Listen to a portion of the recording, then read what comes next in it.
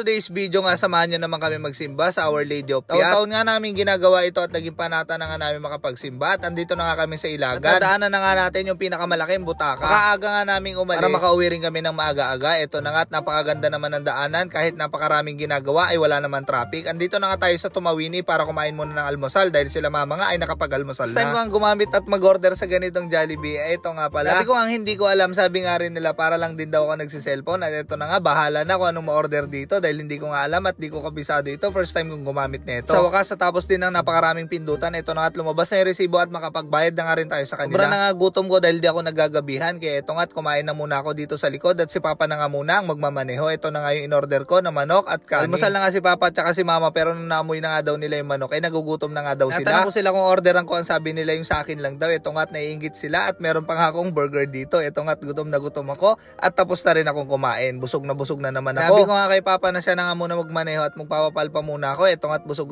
na ako at inaantok na nga ako. Ito nga at napakasarap, may driver na naman ako. Maya nga lang dumating na kami, napakarami nga ng sasakyan dahil ulan ng ulan. At bago matapos ang taon ay makakapagsimba na kami sa Our Lady of Piat. Taon-taon iniikutan namin silang lahat. Hindi na nga lang namin sinasabay sa mga piyesta-piyesta dahil napakaraming tao at napakakapal. Dito na nga kami at magpapasalamat sa lahat ng blessing at biyayang natatanggap natin. Siyempre hindi niya tayo pinapabayaan. Sa lahat na nakakapanood nito, alam ko marami kang pinagdadaanan ngayon. Huwag ka lang susuko at lagi ka lang magdadasal. Magdasal ka lang na magdasal palagi. Walang bayad yon pero may sukli. Huwag kang kumapit sa pangako ng tao. Kumapit ka sa pangako ng Diyos sa'yo. Laban lang ha. Kayang-kaya mo yan. Thank you po Lord. Maraming salamat at hindi nyo po kami pinapabayaan. Ubayan nyo po kami. Ilayin nyo po kami sa disgrasya at kapamakan. Lagi po sana kayo andyan para sa amin. Maraming salamat din Lord sa lahat ng mga hinihiling namin ay unti-unti nang natutupad. Pag pwede na ibiyahe si Darrell Dwight, kasama na rin yung pamilya ko dito. Dahil sa ngayon 4 months pa lang po siya ay hindi pa po siya pwede magbiyahe ng ganito kalayo. Ito na nga at pauwi na tayo. Napakasarap na nga sa pakiramdam at nakapagsimba na tayo sa Our Lady of Piat. Dito na nga tayo sa Bunton Bridge. Kung makikita nyo nga mababaw na yung mga tubig. Sunod ba naman ang bagyo kaya talagang umaapaw mga tubig dito. Paano mababa na? Magsimba nga kami ng Piat ay dito kami kumakain sa RGT Bulaluhan. Napakasolid at napakasarap ng bulalo nila dito. Ito nga yung paborito naming kainan dito sa Tuguegarao. Ang sarap kasi dito kaya napakaraming kumakain dito. Ito na nga yung 450 na bulalo. Kaya nga lang dumating na yung kanin at syempre dumating na rin yung mga ulam namin na in-order. Paborito namin dito yung dinakdakan at saka yung lechong kawali. Syempre yung binabalik-balikan naming bulalo. Ito na nga yung 450 pesos nilang bulalo ay talagang pang-anim na tao na ay masusolve kayo dito. Napakasulit at napakalambot, napakasarap. Kain na po tayo, napakasarap talaga dito sa RGT Tuguegarao. Syempre kukuha na rin tayo ng pangmalakasan nilang bulalo. Talagang napakalambot at napakasolid. Sabaw pa lang ay ulam na, napakalinamnam ng bulalo dito sa RGT Tuguegarao. Pagkatapos nga namin kumain ay pauwi na kami. Nadaanan naman namin yung mga nagpaparade ng mga Mama Mary. At ipupunta yata sila sa simbahan sa Tuguegarao. Ito nga't napakarami nila. At isang pick up ay may sakay ngang Mama Mary at iba-iba nga ang nakapangalan dito. So yun, hanggang dito na natin video. Maraming salamat sa lahat ng manonood.